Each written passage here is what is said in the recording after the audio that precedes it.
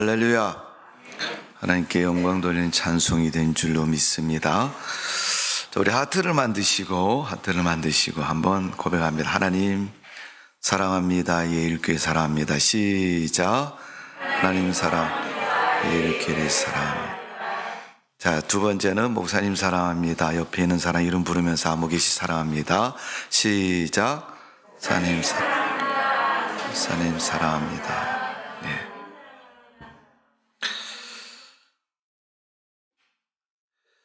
자, 마태복음 18장의 말씀, 우리가 5월은 가정의 달이고 또 가정의 소중성은 누가 들어도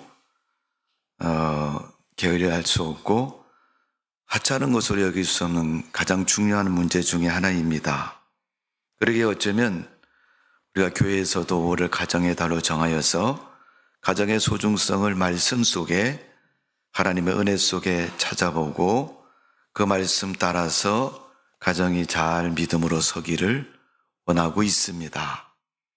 여러분의 가정도 하나님의 말씀과 은혜 속에 든든히 세워져가는 믿음의 과정 되시기를 주님의 이름으로 축복을 드립니다. 성경에 보면 아주 끔찍한 사건이 두 가지 정도 기록이 되어 있습니다. 첫 번째는 출애굽기 1장 16절 말씀에 보면 이스라엘 백성들의 애굽에 살 때입니다. 애굽 왕이 산파들을 시켜서 히브리 여인들이 출산을 하면 남자아이를 낳으면 나일강 하수에 던져서 죽게 만들었고, 여자아이가 태어나면 살려두어서 우리 민족의 노예로 삼게자 하는 그런 산하 정책을 편 것을 볼 수가 있습니다. 마태복음 2장 16절에 보면 헤롯이라는 사람이 나라를 통치하면서 예수님이 탄생했다는 소식을 듣고 2살 이하의 남자아이를 다 죽이는, 온 유다의 전역에 있는 남자아이를 다 죽이는 그런 끔찍한 일을 벌였습니다. 이 두 가지의 사건은 아이들을 무참하게 이유 없이 죽이는 끔찍한 사건입니다. 이런 큰 사건이 성경에 기록되어 있는 것처럼 원래 여러분, 어린이는 우리 삶에서 대단히 소중한 존재이고 보호받아야 할 존재이고 하나님이 어떻게 여기시는가를 성경 말씀 속에서도 가르쳐주고 있는 것입니다. 오늘 본문 말씀해 보시면 예수님께서 그렇게 말씀하십니다. 4절에 보면 그러므로 누구든지 이 어린아이와 같이 자기를 낮추는 사람이 천국에서 큰 자니라. 지금 제자들이 길을 오면서 서로 얘기한 것은, 야, 하나님 나라 가면 누가 크겠느냐? 우리 12사람 중에서 누가 크겠느냐? 누가 인정받겠느냐? 이런 얘기죠. 베드로인가? 요한인가? 그 12제자의 말 들으신 예수님이 다시 묻습니다. 너희들이 무슨 얘기를 했느냐? 그러면서 예수님이 답을 내리시기를, 천국은 이 어린아이같이 자기를 낮추는 자가 아니면 큰 자가 될 수 없다. 또 갈 수도 없다라고 말씀하고 있습니다. 여러분, 아이들의 가치에 대해서는 더 말할 필요가 없습니다. 부모에게 내 아들, 딸이 얼만큼 귀하냐고 물어보면 대답을 할 수 없죠. 너무 귀해서 돈하고도 비교할 수 없고 물건하고도 비교할 수도 없고 세상의 어느 것하고도 비교할 수 없을 겁니다. 세상 거 다 주어도 그 갖는다고 말하면서도 또 더불어서 자기 자녀를 소유하기를 원하는 부모들 마음일 것입니다. 성경은 아이들에 대해서 하나님이 주신 선물이라고 말합니다. 내가 만든 것이 아니고, 내가 구한 것이 아니고, 내가 노력해서 이룬 것이 아니고 하나님이 주신 선물이라는 거예요. 내가 귀하게 여기고 내가 소중히 여기는 사람이 준 선물, 아무데나 쓸어받고 처박아 놓지 않습니다. 그렇지 않습니까, 여러분? 교회 목사님한테 어떤 분이 넥타이를, 이거 멋있다, 우리 목사님 하나 사드려야지. 그래서 사서 목사님 선물입니다 이렇게 드렸어요. 그럼 그 다음 날부터 이제 머릿속에는 무슨 생각을 갖고 있어요? 목사님이 그거 언제 해갖고, 만일 예를 들어서 넥타이를 사드렸으면 그 넥타이를 언제 메고 오시는가, 그것만 쳐다보는 거예요. 왜 내가 한 선물을 하지 않고 계시지? 그것처럼 여러분, 하나님이 우리에게 주신 선물, 하나님께서 주신 그 선물을 하나님도 보고 계실 겁니다. 야, 내가 저에게 준 선물을 얼만큼 귀히 여기고 소중히 여기고 그 선물을 가치 있게 사용하느냐. 우리 자녀들은 하나님이 주신 선물이라고 성경은 가르쳐서 말씀하고 있는 겁니다. 남자와 여자가 결혼해서 태어났기 때문에 자녀인 것이 아니라 하나님이 생명을 주시고 축복해 주셔서 얻게 된 것이 바로 하나님의 선물이고 하나님의 자녀인 것입니다. 창세기 33장 5절에 보면 하나님이 주신 종에게 은혜로 주신 자식이니다. 이 말이 무슨 말인가 하면 야곱이 형 에서를 만났을 때 형 에서가 무슨, 야, 이거 다 뭐냐, 이렇게. 야곱이 네 번 장가를 가서 12명의 아들을 낳고 한 명의 딸이 성경에 기록되어 있지 않습니까? 그냥 숫자상으로 보면 13명이겠죠. 애들 13명 데리고 형 만났는데 형이 보니까 그냥 졸망졸망하는 애들이 그냥 12명, 13명이 있는 거예요. 야, 이거 다 뭐냐 그랬더니 왜? 형 에서는 못 봤기 때문에.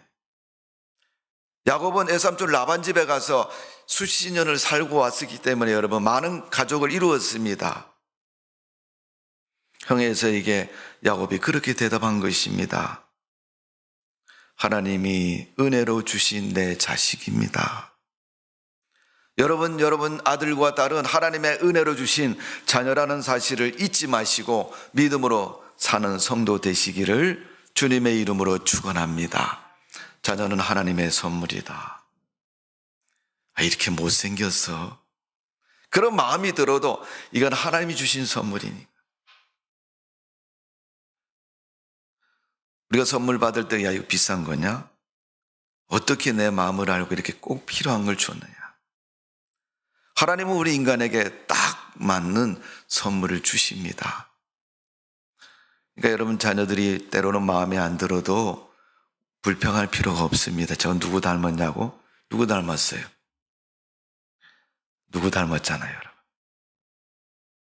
그러니까 하나님께서 주신 선물에 대해서 감사하고 기쁨으로 사는 성도 되시기를 바랍니다. 자녀의 가치는 구속의 대상이라는 것을 성경은 가르쳐주고 있습니다. 오늘 본문의 말씀 마가복음에도 또 누가복음에도 나오는 말씀입니다. 오늘 하나님은 하나님 나라는 이런 자의 것이라고 말씀한 것처럼 그 어린아이가 하나님 나라를 대변할 수 있는 만큼 하나님 그 자녀를 통해서 하나님 나라를 말씀하고 있습니다. 여러분, 이삭은 8일 만에 할례를 받습니다. 할례는 이스라엘 백성들의 구원의 증표입니다.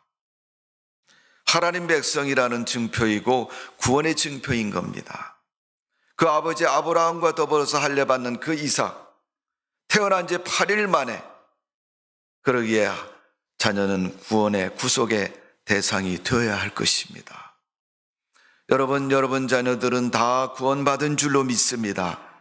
하나님 백성 된 줄로 믿습니다. 그런 하나님 백성으로 삼으셔야죠. 교회를 나오든지 말든지 관심이 없어요. 그거는 아니지 않습니까, 여러분? 구속의 대상이라는 것, 하나님 백성의 대상이 되어야 하는 것입니다. 오늘 예수님 본문 가운데 어린아이를 가르쳐서 천국이 이런 자의 것이다, 이렇게 말씀한 것처럼 어린아이는 천국 백성의 그림자라는 것입니다.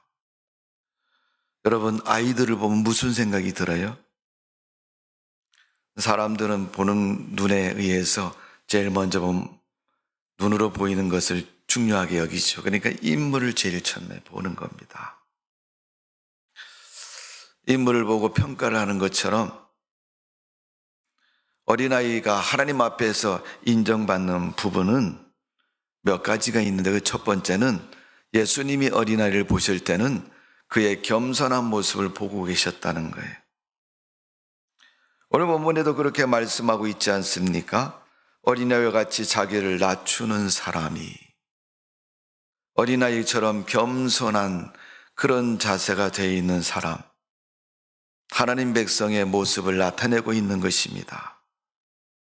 두 번째, 어린아이는 순결하고 깨끗한 존재입니다.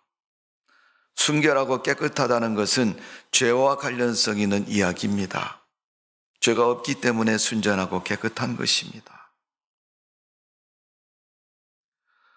어린아이에게 또 하나의 중요한 점은 배우는 신앙이기 때문에 어린아이의 신앙이 중요한 것입니다. 사람은 여러분 평생 배워야 됩니다.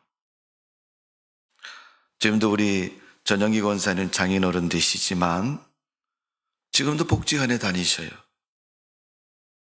아침 일찍 일어나셔서 복지관에 가십니다. 거기 뭐하러 가세요? 코로나도 심하고 위험한데 가시냐고 그러면 그 복지관에 가셔서 컴퓨터도 배우시고 책도 읽으시고 또 사람들을 만나서 대화도 하시고. 여러분 90이 넘도록 세상을 살아보신 분이 뭐가 배울 게 있겠어요? 대학까지 다 공부하시고 수십 년이 지나신 그분이 뭐가 공부할 게 있습니까?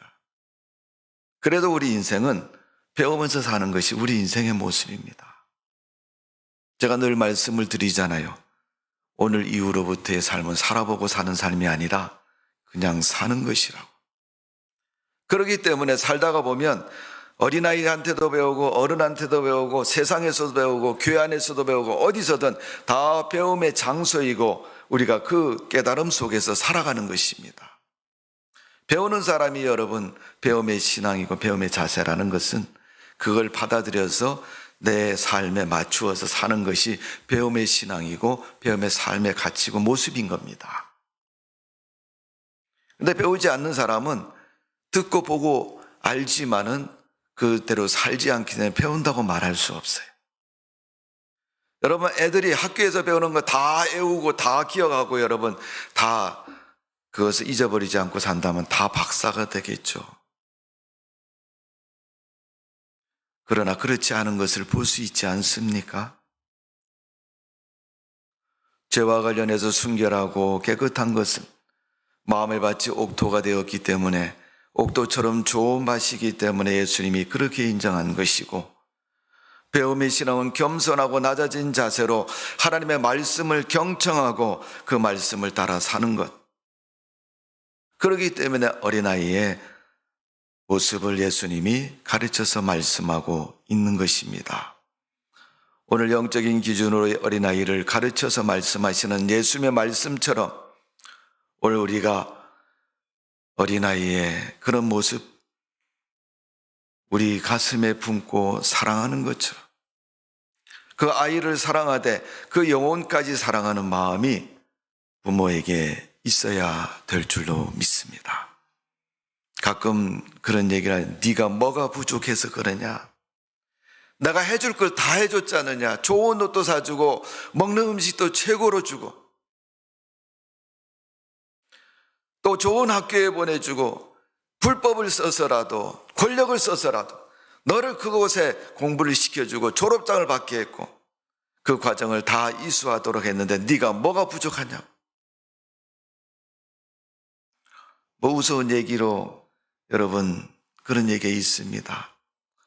어떤 엄마가 아이를 열심히 공부시켜서 공부 잘 시키면 성공하고 출세할 수 있을 것 같아서 아주 엘리트로 인류로 공부시켰습니다. 한국에서도 유학을 보내서 미국의 하버드 대학을 공부를 시켰는데 과정을 다 마치고 졸업식 날 엄마가 졸업식에 갔더니 아들이 졸업식을 마치고 나오면서 엄마 내일부터 내가 뭘 해야 되냐고 물어봤다는 거 아니에요. 그 아이에게 인생의 소중함과 영혼의 가치를 모르는 인생이 되었기에 내일부터 무엇을 해야 되는지를 모르는 인생이 된 것. 여러분, 아이에게 인격도 없고 생각도 없고 그 미래도 없는 그런 사람을 만든 그런 인생이 된 것. 그 아이를 하버드를 공부시켰다고 해서 성공자를 만든 것이 아닙니다. 그 아이가 바른 인생관을 가지고 바르게 인생을 살아가는 그러한 믿음의 삶의 인격이 되어져야 된다는 것입니다. 사회학자의 연구에 의해서 보면 아이들의 성격은 6세 이전에 80%가 형성된다고 그래요. 태어나서부터. 그러니까 여러분 초등학교 들어가기 전에 이미 그 아이의 인격과 인간성이 만들어지는 것입니다. 삐뚤어진 인간성이 만들어진 아이는 아무리 고치려고 해도 고쳐지질 않습니다. 마치 구겨진 종이를 여러분 다리미로 열심히 달려도 주름이 펴지지 않는 것처럼 사람의 인격은 한번 삐뚤어지면 고쳐지질 않습니다. 그에 못지않도록 여러분 제가 목회를 하면서 보니까 신앙도 그렇더라고요. 처음부터 잘못 배운 신앙은 여러분 안 고쳐집니다. 작년에 이렇게 왔는데 목사님이 틀렸습니다. 우리는 이렇게 하는 게 맞습니다. 여러분 신앙과 바른 인격이 형성되어야 오늘 예수님이 어린아이에게 말했던 것처럼 그런 믿음의 사람이 되어지는 줄로 믿습니다. 잠언서 22장 6절의 말씀을 보면 마땅히 행할 길을 아이에게 가르치라. 그리하면 늙어도 그 길을 떠나지 아니하리라. 나이 먹어도 그거 안 잊어버리고 행한다는. 우리나라 속담에도 3살 버릇이 80까지 간다는 말이 있습니다. 잘못 배운 건 여러분 고치기에 참 어렵습니다. 여러분 마땅히 행하기 위해서는 인정하고 바른 것을 배워야 되는 것입니다. 제가 평생 동안 우리 인간은 배우면서 산다고 말씀을 드렸는데 이 배우는 것이 여러분 나이 먹을수록 점점 힘들어져요. 나이 드신 분들 얘기를 들어보면 그렇게 얘기합니다. 야, 나이 먹었더니 머리가 똘박이 됐대. 똘박이. 기억력도 떨어지고 분별력도 떨어지고 또 오랫동안 기억할 수 없다는 겁니다. 듣고 돌아서면 다 잊어버린대요. 그러니까 여러분 외울 수 있을 때 열심히 외우고 또 배울 수 있을 때 열심히 배우고 지켜 행할 수 있을 때 열심히 행하면 생활이 되고 습관이 돼서 여러분 그렇게 되는 겁니다. 아침에 일어나서 때가 지났는데 밥을 안 먹으면요 배 안에서 소식이 옵니다. 빨리 밥 먹어라, 빨리 밥 먹어라. 배가 고파서 빨리 밥 먹고 싶다 이런 생각이 드는 거예요. 삶의 습관처럼 믿음도 우리의 생활도 그런 좋은 습관들이 잘 갖추어지고 몸에 익혀져서 그런 삶을 살아가야 됩니다. 그래야 우리 인생이 바른 인생, 좋은 인생이 될 수도 있습니다. 여러분 징계는 동양이든 서양이든 어느 나라이든 다 자녀 양육을 위해서 사용하고 있는 방법입니다. 좋은 일에 징계하든 나쁜 일에 징계하든 징계는 이런 바르게 하기 위해서 하는 것입니다. 그런데 그 징계를 가장 잘할 수 있는 사람은 부모입니다. 목사님도 아니고 권사님도 아니고 집사님도 아니에요. 부모님이 가장 잘할 수가 있는 겁니다. 오늘 여러분 교회에서도 징계가 필요합니다. 그릇된 신앙에 대한 징계, 또 어른들도 아이들에 대해서 징계가 필요합니다. 잘못된 습관을 익혀서 어른을 우습게 하는 아이들에 대해서 너 그렇게 하면 되겠느냐라고 어른으로서의 아이들에 대한 조언이 꼭 필요한 것입니다. 부모가 자녀를 위해서 징계하는 것은 자녀를 바르게 하는 것이라고 성경에서도 가르쳐주고 있습니다.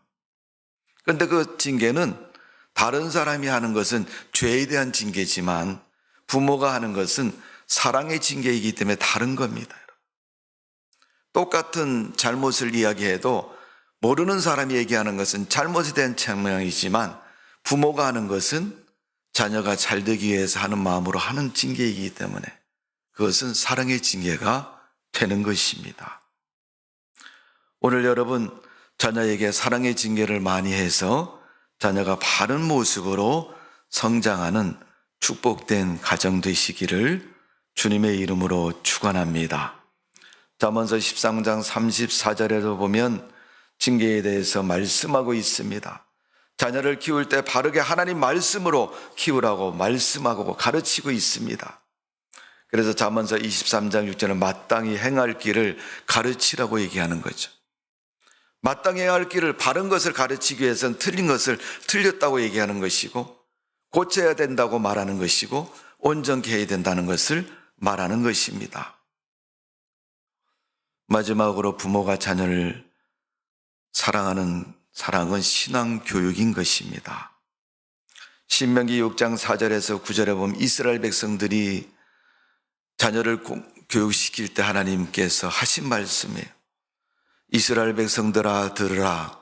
너희는 하나님 말씀을 열심히 읽고 듣고 또 쓰고 문설주에도 쓰고 옥깃에도 쓰고 그것을 부지런히 자녀에게 가르치라. 여러분, 신앙교육인 것입니다. 먼저 본인이 들어야 하고 그 들은 말씀은 아이들에게 실천하도록 같이 가르치는 거예요. 거기에서 여러분 동행의 의미가 나타나는 것이고 동행의 말씀이 성립이 되는 겁니다. 저는 우리 자녀들에게 못 시킵니다. 그러면 여러분 어떻게 해요? 자녀는 배울 기회가 없는 거예요. 아이가 태어나서 가정에서부터 교육을 받는 거죠. 생활교육. 그래서 행실이 안 좋은 아이들을 가지고 가정교육이 잘못됐다고 얘기하는 거 아닙니까? 오늘 이스라엘 백성들이 하나님에 대한 교육을 쇠마교육이라고 말하는데 신앙교육을 말하는 것입니다. 오늘 부모들이 대부분 아이들을 가르치는 생활교육의 기준이 뭐예요? 몸에 좋으면 하라고 얘기하고 돈이 되면 하라고 얘기를 하는 거예요. 이거 신앙에 유익되니까 해야 된다. 이렇게 말하지 않습니다. 너 그거 해갖고 하나님 앞에 인정받는 인생이 될 거야. 이렇게 말하지 않아요. 그거 먹으면 내 몸에 이렇게 좋을 것이다. 우리 연세가 드실수록 여러분 육신의 아픔이 이곳저곳에 찾아옵니다. 그렇기 때문에 여러분 무엇을 먹으면 건강해질까? 아픈 사람에게 그게 관심이죠. 또 세상을 살아가려면 돈이 있어야 살아가니까 뭘 해야지 돈을 많이 벌을까? 무엇을 해야 하나님이 기뻐하실까? 이런 생각은 갖지 않을 때가 참 많습니다.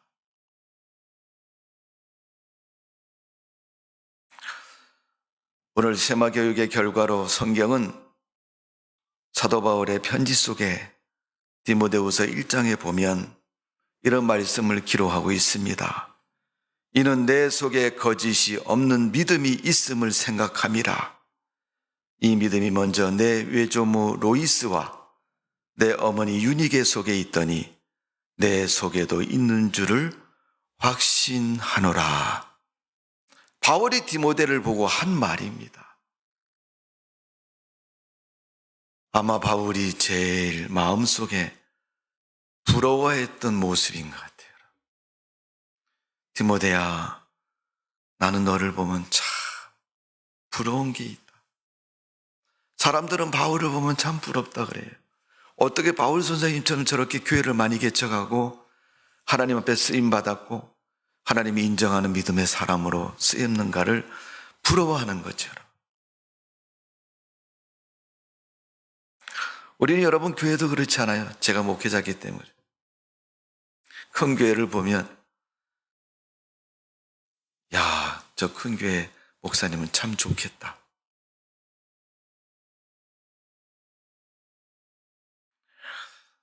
네, 교회가 커서 성도들이 많으니 헌금도 많을 것이고 또 선교도 많이 할 것이고 하나님 일도 많이 할 것이고 저는 그런 부러움에 대해서 가지고 있습니다. 오늘 여러분 부모가 자녀를 보면서 무슨 생각을 합니까? 제가 어린이 주일이지만 자녀에 대해서 부모에게 3가지 질문을 드립니다. 오늘 예배를 마치고 돌아가셔서 이 3가지 질문을 곰곰이 생각해 보세요. 첫 번째는 내 자녀의 신앙에 관심이 있느냐 하는 거예요. 여러분 자녀의 믿음에 대해서 관심이 있습니까? 두 번째 질문은 옳고 그름의 기준이 있느냐 하는 거예요.